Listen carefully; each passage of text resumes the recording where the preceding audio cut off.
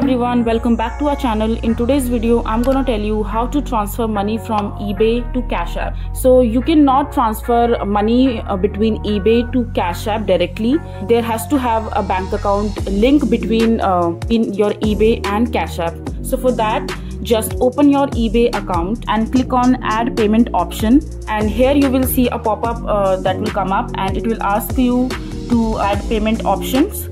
And you have to click on bank account. Here just add your main bank account that is also linked to your Cashapp account, and then just simply select your bank. Once you successfully link your eBay account to your bank account, you can transfer the money from your eBay account to your bank account. After that, just switch to your Cashapp. Here just click on the profile icon at the top right corner of your mobile screen and scroll down a bit and click on linked banks, and after that just click on link debit card and then no card and continue, and here you will see the long list of banks, and just select on the bank that is already linked to your eBay account, and that bank will act as a middleman between your eBay account and your Cashapp account to transfer money between both the apps.